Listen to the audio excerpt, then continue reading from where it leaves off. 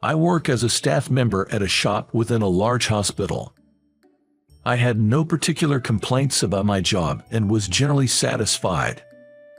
One night, while I was walking inside the hospital for some errands, I encountered a commotion. It seemed a hospitalized child had started suffering. I saw a new female doctor struggling with a difficult intubation. Her hands were shaking, and she couldn't perform the procedure calmly. Judging the situation, I took the tube from her. "Let me try. I can do this." As she watched, astonished, I successfully completed the procedure, leading to an unexpected turn of events. My name is John. I'm a 35-year-old ordinary guy you could find anywhere in the country. I work as a staff member at a shop. Even though it's a shop, it's different from a supermarket or a convenience store. It's a shop located inside a hospital in New York. It's quite a large hospital, frequented by outpatients and those accompanying inpatients. Not only patients, but doctors and nurses from the same hospital also visit the shop. In the early mornings and just before closing time, it's not unusual for the shop to be crowded with people in white coats. $10, please. During lunchtime, a senior nurse came to buy her lunch. She picked up a sandwich, a bottle of tea, and a small pastry. She seems to have a sweet tooth, a bit of a struggle for someone in the medical profession. After giving in to her cravings, she ended up buying these. "Here is your change." After ringing her up, I bagged her items and handed her the change. She took it, opened her clasp wallet, and clinked the coins in. She put the receipt in the bag with her purchases. "Thank you." She whispered her thanks and walked away from the register. As I watched her back, I also responded, "Thank you." Although it might sound like a scripted line, almost robotic, I truly mean it from the bottom of my heart. "Can I have this, please?" "Sure, just a moment." Next at the register was a little boy. Given that he was wearing hospital clothes, he's likely an inpatient. He looked to be about 5 years old, holding a robot and a monster toy in his small hands. Standing behind him was a petite woman. She's probably the boy's mother. The total is $10 for both items. "Here you go." She placed a $10 bill on the tray. We sell food and toys catering to various needs at our shop within the hospital. Hospitals aren't exactly fun places, and for children, they can be downright scary. We try to offer a selection of compassionate items to help them get through tough times a little easier. $10, exactly. Here's your receipt. I handed the receipt to her and the toys to him. "Thank you so much." He thanked me with a bright smile and a lively voice. "Please come again." Cheered up by his energy, I waved goodbye to them with a smile. And so, I work at the shop like this. It's primarily a standing job, which can be quite tiring, but there are energetic kids like the boy earlier who share their energy with me. Huh? But then again, this is a hospital. It's not uncommon for children to become scared and start crying. Mule. A baby being held by his mother in the line for the register started crying loudly. "Oh dear, he's gotten fussy," I thought to myself as I worked through the line, eventually reaching this mother and child. "I'm so sorry, I'm so sorry."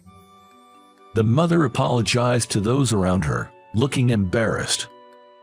Despite her talking to and gently rocking the baby, who seemed about a year old, there was no sign he was going to stop crying anytime soon. "It's okay, it's a baby's job to cry, after all," I reassured her while scanning the items in her basket. The baby continued to cry the whole time. The surrounding glances gathered, and she looked even more apologetic. "All right, time for my secret weapon." After finishing scanning the items, I handed over the change and the receipt. Right after that, I pulled out a pinwheel from under the counter. It was a red pinwheel, made of plastic film attached to a handle. Look, it goes round and round. I spun the pinwheel in front of the crying baby. Sniffling, he looked at it curiously. On his arm, I noticed a hospital band with the hospital's name, the room number, and the name Michael Brown. It seems he's one of the kids admitted here. Round and round, round and round. As I kept blowing on it to make it spin, he became interested in the pinwheel. His face lit up with a smile, a stark contrast to his earlier crying, and he reached out his hands towards it, giggling. "This one's on the house. Here you go." "Thank you so much, I'm so sorry." After I gave the pinwheel as a gift, she expressed her gratitude with a shrinking demeanor. It's rare these days to meet someone so humble. I sent off them with a smile, impressed. Phew, glad that didn't escalate. The line at the register ended with that family. Another staff member is taking care of restocking. It looks like I can take a breather for now. Just then, a woman rushed up to me. I thought she wanted to pay, but she didn't seem to be holding any items. That was amazing. He stopped crying so quickly. She's a doctor from this hospital. Wearing a blue scrub topped with a white coat, she had a red name tag hanging around her neck. I remember, she's the new doctor who recently joined. I'm a doctor, but kids get scared of me. They start crying, saying, "Mule, scary face." She laughed, scratching her cheek. Despite her lovely smile, there's nothing particularly frightening about her. She's probably just so focused on her work as a doctor that her face stiffens up on the spot. That must be tough. Glancing at her name tag, I saw emergency medicine written on it. I see. Working in emergency medicine means dealing with a wide range of ages, from adults to children. She might also struggle with issues like she mentioned. I'm not exactly a favorite among children either. Without little tricks like them, I'd be at a loss. Saying this, I pulled out a plastic bag from under the counter to show her. Inside, there are several pinwheels, paper-made toys, and candies. All of these are intended for situations like the one earlier. That's not true at all. But she shook her head, denying my words. You are always loved by everyone, kids and elders alike, as a cashier in this store. Her eyes sparkled as she looked straight at me. The intensity was overwhelming, and I couldn't help but feel taken aback. Really, you think so? Yes, absolutely. The nurses say they find your service comforting. I'm envious of that skill, she said with a slight laugh. Then, with a graceful motion, she picked up a ham sandwich and a can of coffee near the register and placed them on the counter. Could you please check these out for me? Feeling awkward about being praised for my customer service, which I hadn't given much thought to, I went ahead and processed her purchase as usual. I made a point of sticking to my routine while handling her transaction. It felt like I was being audited. Feeling oddly tense, I bagged her items and handed them over. She smiled again, expressing her gratitude. Thank you very much. As she was about to leave the register, flipping her lab coat, she stopped and turned back to me. Oh, right. My name is Olivia Smith. Let's have a chat again sometimes. Sure, I'm John. After exchanging names, she waved contentedly and left the shop. Well, that's an interesting connection. I've already got someone special in my heart. I just hope this interaction with the beautiful doctor doesn't lead to any strange rumors. With that thought, I resumed my work, as if to dismiss such arrogant notions. Since that day, Dr. Smith has made a point of greeting me every time she visits the shop.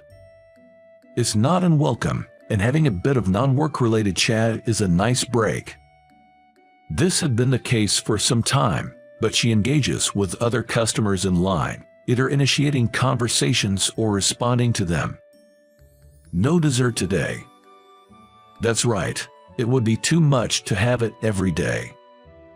This was the veteran nurse, who seems to have finally overcome her cravings. Dr. Smith gets along well with her too. Her communication skills are impressively high, making her fit into the workplace so well that it's hard to believe she's a newcomer. Thank you for always keeping it clean. Much appreciated. Not at all, doctor. You too. Hello. No classes at the university today. Hello. I have a late lecture today. She greets everyone with a smile, from the janitors cleaning the hallways to the university students working part-time in the shop. Hey, put on the job. Don't get too carried away. One night, just as it was about to become a new day, I had some errands in the pediatric ward. As I walked down the hallway towards my destination, I noticed an unusual noise for the late hour. What's going on? Prioritizing the commotion over my own errands, I headed towards the source of the voices. Approaching, I realized the noises were coming from a particular room. This situation didn't seem normal. Michael. When I got about 10 meters away from the room where the commotion was happening, I saw a woman sprinting around the corner of the hallway at full speed. Wait, haven't I seen her somewhere? Michael, hang in there. The next thing I heard was Dr. Smith's voice. She was driven by anxiety, a stark contrast to her usual demeanor. Excuse me for a moment. Curious, I peeked into the center of the commotion and saw several doctors and nurses treating a child. A familiar red windmill was decorated at the patient's bedside. I see, the person from earlier, in the name Michael. It must be Michael, who visited the store yesterday. Of course, I'm concerned for anyone in distress, but it's especially worrying when it's a familiar face. Without thinking, I reflexively jumped into the hospital room. Michael. Dr. Smith's frantic shouts caught my attention. Her hands were trembling, and it seemed like she couldn't maintain her usual composure. Dr. Smith was pale and confused, holding a thin tube in her hands. Excuse me for a moment. I snatched some documents related to Michael from a nurse nearby. Hey, who are you? The surprised nurse's words didn't reach my ears. I skimmed through the file. Michael had asthma and was hospitalized for it. The tube won't fit. Dr. Smith was struggling, and Michael seemed to be in pain. He had a croup-like cough, and epiglottitis was suspected. No wonder she was having trouble with intubation. The swelling narrows the trachea, requiring a certain level of skill. Nurse, please call a pediatrician immediately. Yes. With no time to worry about the sudden outsider, the nurse dashed off, ignoring me. But would help arrive in time. In such a condition, breathing difficulties could arise at any moment. Actually, he might already be experiencing them. Thinking this made me restless, and I impulsively called out to Dr. Smith. Let me try, I can do it. Why are you here? She seemed not to have noticed my entrance, focused as she was on the situation at hand. Let me try, even though you say that, John, you work in the store, right? Quickly, Michael is still suffering. Dr. Smith was even more confused by my words. Indeed, I work at the store. Well, no wonder she's confused. I have a medical license. I almost forcibly took the tube from Dr. Smith, who stood there frozen. Then, I proceeded to insert it into the trachea of Michael, who was in distress. It was significantly swollen, indeed challenging. Without real field experience, it would be tough to manage. Well, John, you don't just stand there admiring. Get the medication and oxygen ready. After completing the intubation, I urgently directed her and the remaining nurses. I could feel their questioning glances, wondering who I was. But time was of the essence. It seemed like everyone there shared a sense of urgency. A little while later, his condition seemed to have improved slightly. The peak of his distress had passed, and his coughing was gradually subsiding. Just then, the nurse who had dashed out earlier burst back in. "Dr. Wilson, over here." Oh.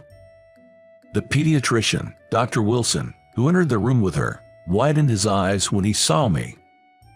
It also seemed like he gave a slight smile at the same time.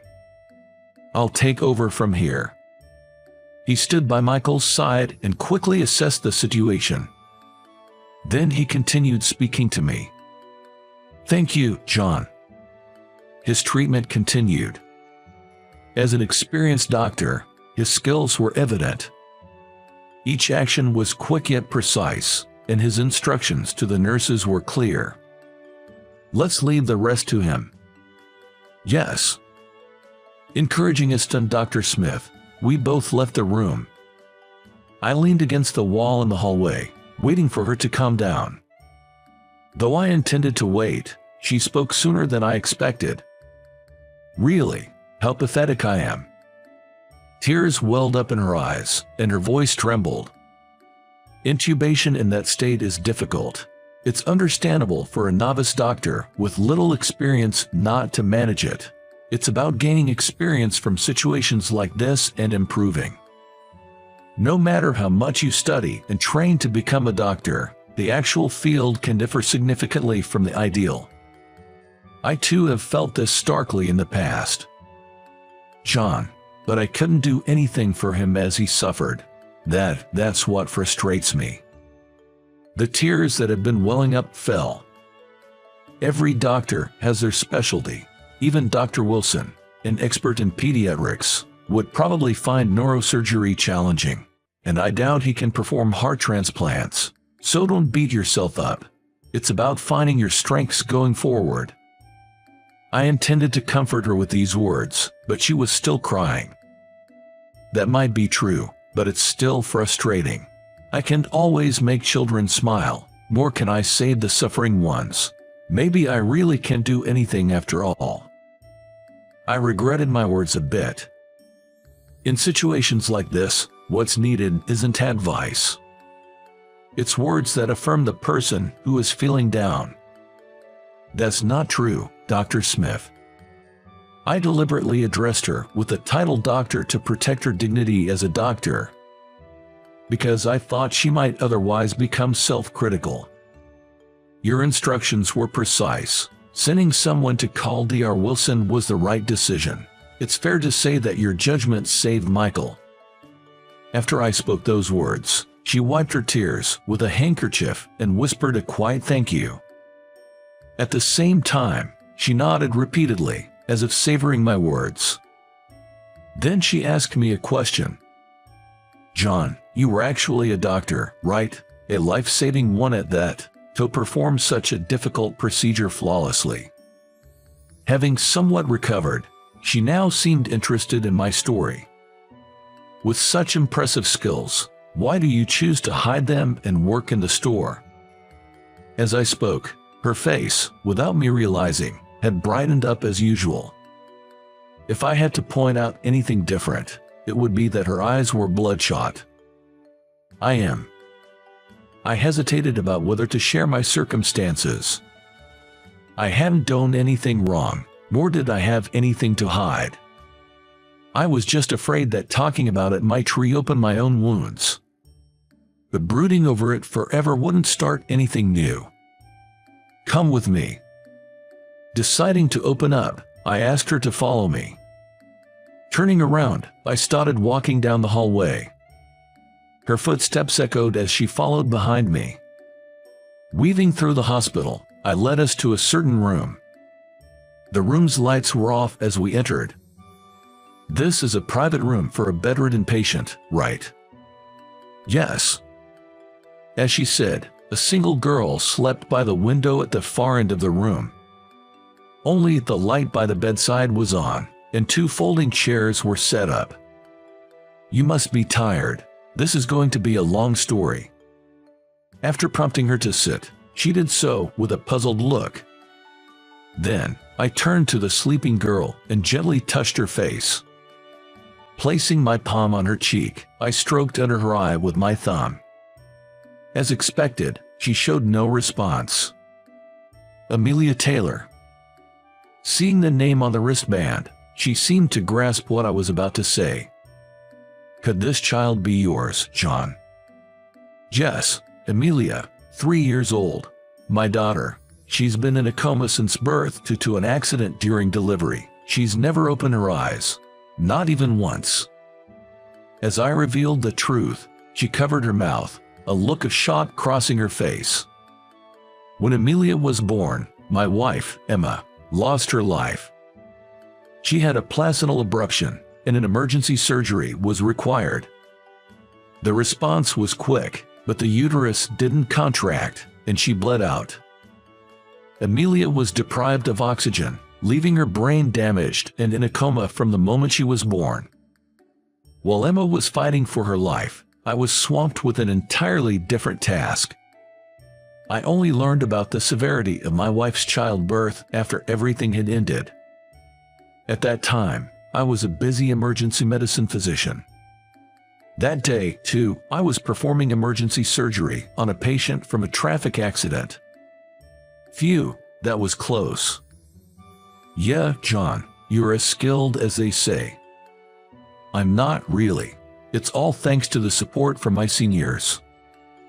Relieved after the surgery, I had such conversations with the senior doctors. But the cheerful atmosphere suddenly changed.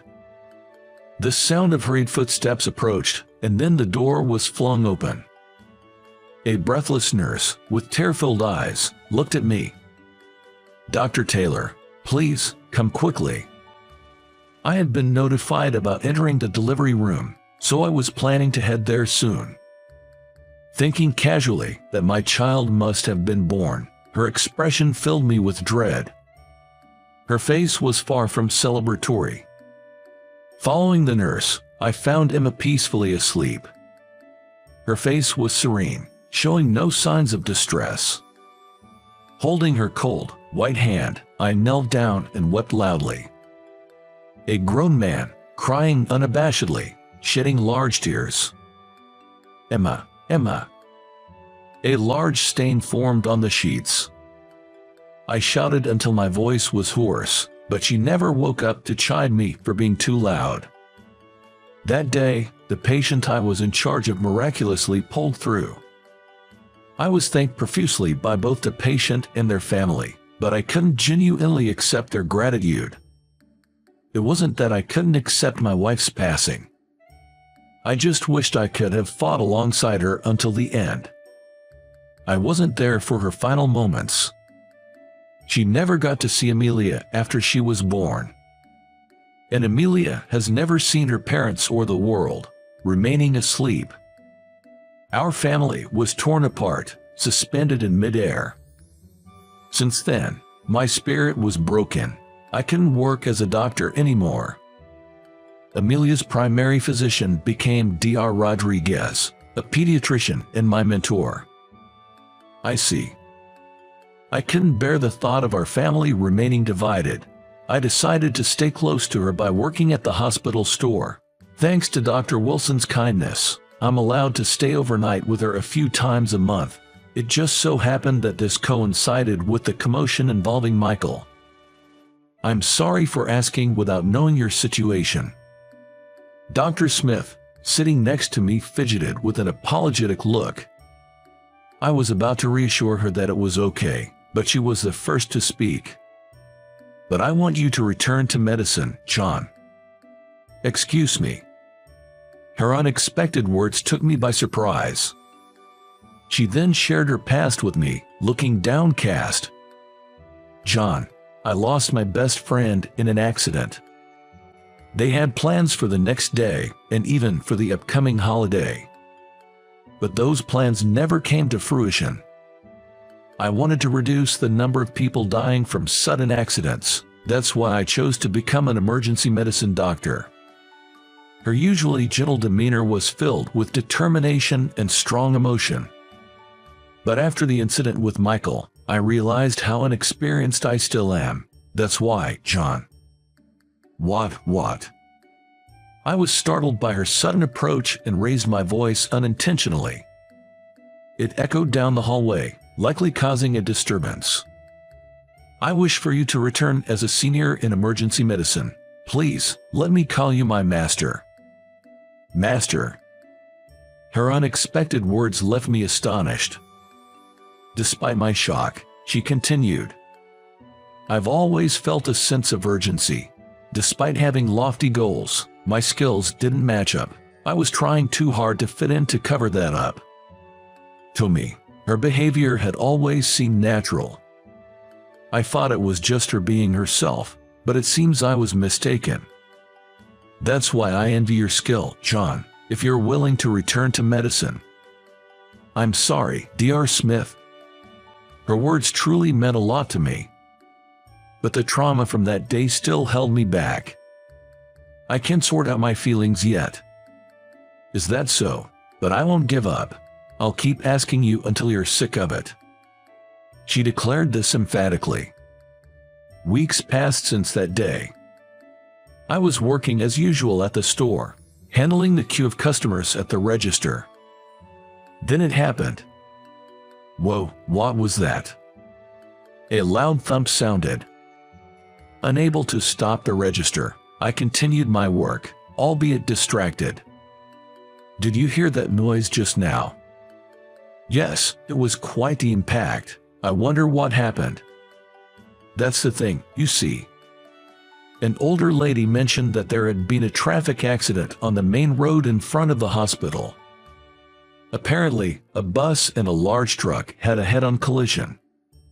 Several compact cars were involved, turning it into a major disaster. Some people saw the victims being brought to this hospital. John, please, we need your help. We're short-staffed. Dr. Smith arrived at the store, out of breath. Coincidentally, there were orthopedic, neurology, and cardiac surgery conferences today, so there were fewer doctors in the hospital. Wait, No time, let's go. Hey, Dr. Smith. Despite my reluctance, she forcibly dragged me to the scene. Just then, a college student working part-time arrived. Hey, take over the register, please. While instructing him, Dr. Smith led me away without further resistance. People were being brought in one after another, and the hospital was reaching its bed capacity. It felt like a battlefield hospital, and I was genuinely shaken. John, perfect timing. I need you for the next patient. Daniel, a fellow emergency medicine doctor I used to work with. He was surprised to see me for a moment but quickly got back to his duties after relaying what was needed. Instructions were thrown at me before I could even prepare myself. There was no time for second thoughts. My body moved on its own in such circumstances. The patient brought in was a young pregnant woman. Her belly was significantly swollen, and a man was calling her name from a distance. This must be some kind of trial. Needless to say, the patient assigned to me was the pregnant woman. She had a laceration on her right arm from glass shards and seemed to have a fracture. Worst of all, there were signs of a severe blow to her abdomen. Immediate treatment and a C-section were needed to save both the mother and the child. Damn, why am I remembering this now? Emma's face flashed through my mind. Bound by that vision, I involuntarily stopped my emergency treatment. John. Dr. Smith, who had come to assist, snapped me out of it. Shaking off the distracting thoughts, I focused on treating the patient. I regained my composure and gave instructions to the nurses. We need to treat the arm and perform a C-section simultaneously. Get the obstetrician here. Yes. Cries, groans, and shouts filled the air in the waiting area. Amidst all that, I found myself in an oddly quiet operating room, beginning to suture the pregnant woman's arm wound. It was a surgery where every second counted, a moment of intense urgency. My hands trembled with a familiar kind of anxiety I hadn't felt in a while, but I had no choice but to do what I could. Reassuring myself, I managed to make the final stitch. The bleeding stopped as the wound closed. The fracture seems like it can be fixed with manual reduction. Relieved, I wiped the sweat from my forehead, and almost simultaneously, I heard a baby's first cry nearby. The baby is born safely, the obstetrician announced, and the operating room burst into a collective relief.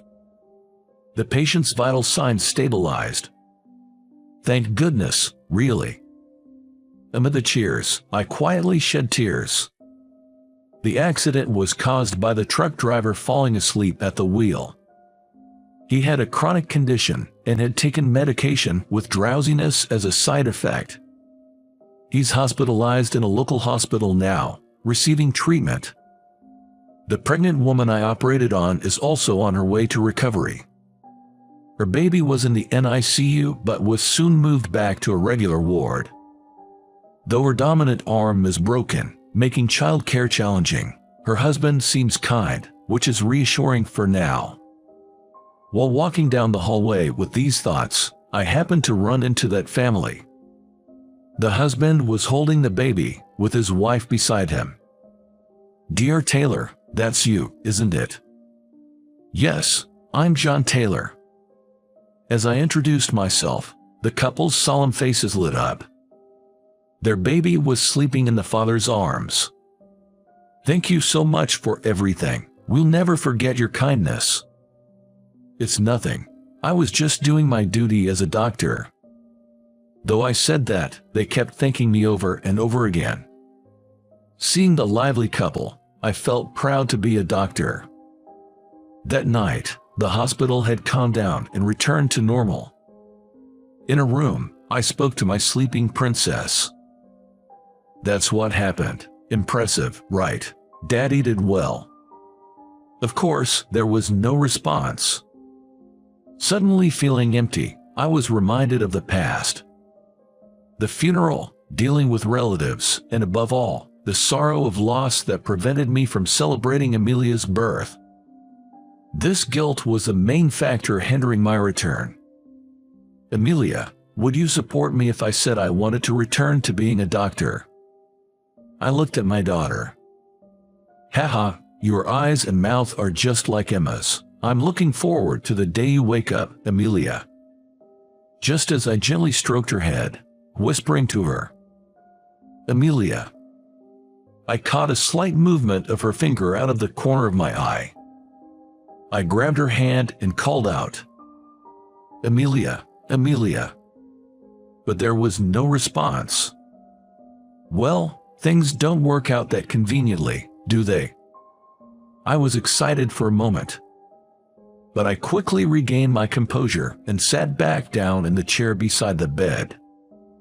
At a glance, her face seemed to be smiling. Eventually, I chose to return to emergency medicine. Dr. Smith, who calls me master despite my protests. Danielle always laughs, saying she's like a shadow following me around. "Daniel, John is not a goldfish, that's right, he's an orca."